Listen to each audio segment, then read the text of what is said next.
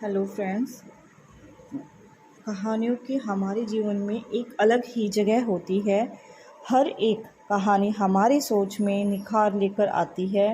हम बचपन से कहानियाँ सुनते हुए तो बड़े होते हैं और कहानियाँ सुनते सुनते कब हम बड़े हो जाते हैं हमें पता ही नहीं चलता। लेकिन ये दिलचस्प कहानियाँ हमारी सोचने और कल्पना करने की क्षमता खूब बढ़ा देती है। फिर जब हम बड़े होते हैं तो एक दिन वो कहानी हमारे जीवन की राहों में हमसे मिलने लगती है। हर एक कहानी किसी के वास्तविक जीवन से ज़रूर जुड़ी होती है। हर एक के जीवन में घटने वाली घटना एक वास्तविक कहानी होती है जो हमें कुछ न कुछ ज़रूर सिखाती है और हमें इससे ज़रूर शिक्षा लेनी चाहिए। चाहे बचपन की दादी माँ की कहानियाँ हों या वास्तविक जीवन की कहानियाँ, प्रत्येक कहानी से हम कुछ न कुछ प्रेरणादायक ज़रूर सीखते हैं।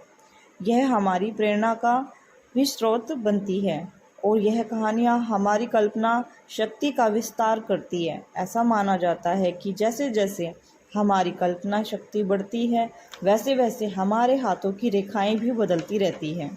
इसलिए कहानियों का हमारे जीवन में आवश्यक योगदान होता है। तो दोस्तों, इसी बात को समझते हुए मैं आपके लिए प्रेरणादायक हिंदी कहानियाँ लेकर आई हूँ।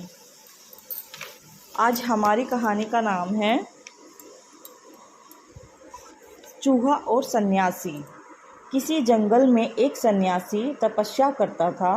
जंगल के जानवर उस सन्यासी के पास उपदेश सुनने आया करते थे।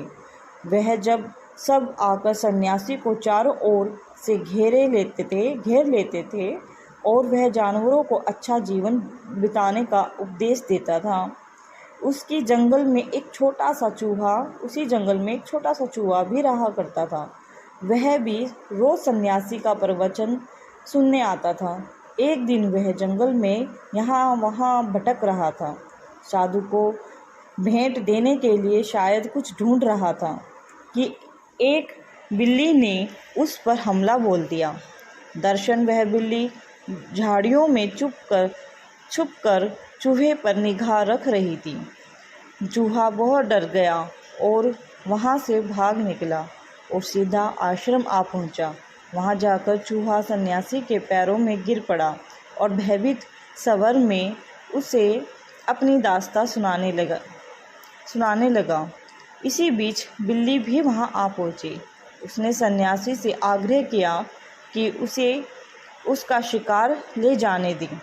सन्यासी बेचारा धर्म संकट में पड़ गया, इसलिए कुछ सोचा और फिर अपनी दिव्य शक्ति से चूहे को एक बड़ी बिल्ली में बदल दिया।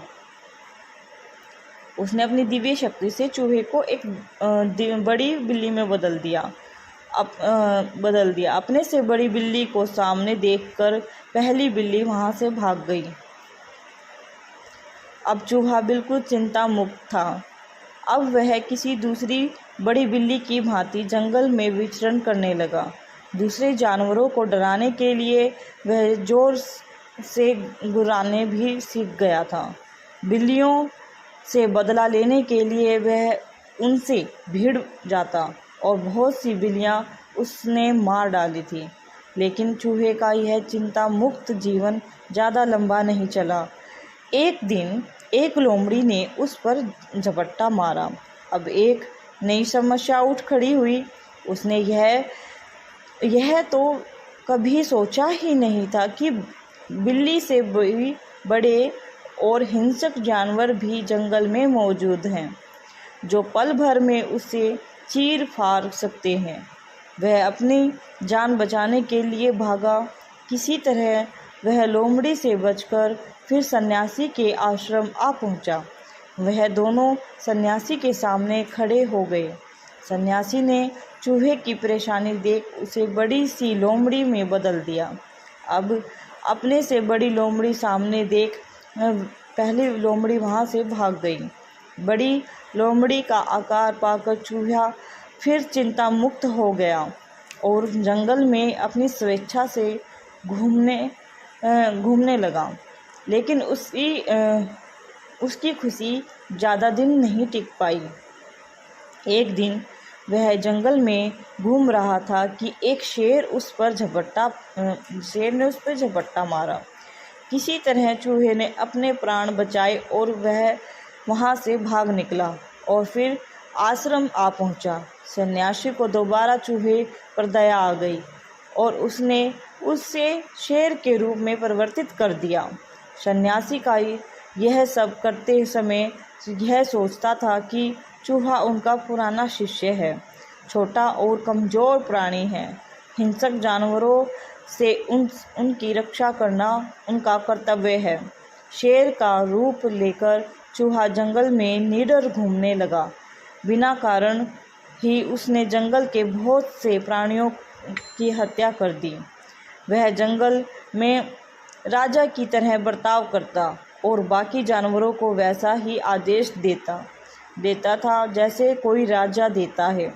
अब उसे दिन रात बस एक ही चिंता थी। वह चिंता थी सन्यासी की दिव्य शक्ति को लेकर। वह सोचने लगा कि क्या होगा जब सन्यासी किसी कारणवश उसे फिर से चूहा बना देगा। यह चिंता दिन प्रतिदिन बढ़ती जा रही थी। अतः एक दिन कुछ निश्चय करके सन्यासी के पास जाकर कसकर दहाड़ा और बोला, मैं भूखा हूँ, अब मैं तुम्हें खा लूँगा ताकि तुम्हारी सारी दिव्य शक्तियाँ मुझ में समा जाएं और अभी तुम्हारे पास है। सन्यासी ने कभी सपने में भी नहीं सोचा था कि जिस चूहे का वहाँ रूप बदलकर उनकी प्राणों का रक्षा कर रहा है, उसके प्राणों की रक्षा कर रहा है, जिस चूहे का रूप बदलकर वह उसके प्राणों की रक्षा कर रहा है, वह एक दिन उनके प्राणों का भूखा बन जाएगा। चूहे का यह शब्द सुनकर सन्यासी को बहुत ही गुस्सा आ गया। उनकी मनसा को भांपकर उसने तुरंत ही फिर उसे चूहा बना दिया।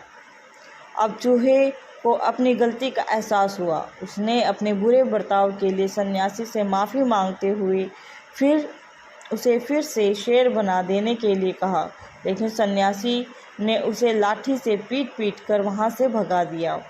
शिक्षा: इस कहानी से हमें यह शिक्षा मिलती है कि बड़े हो जाने पर भी हमें कभी अभिमान नहीं करना चाहिए, क्योंकि तूफान में भी वही पैर सलामत बचता है जो झुका रहता है। धन्यवाद। आपको हमारी स्टोरी कैसी लगी प्लीज़ कमेंट शेयर करके ज़रूर बताएं।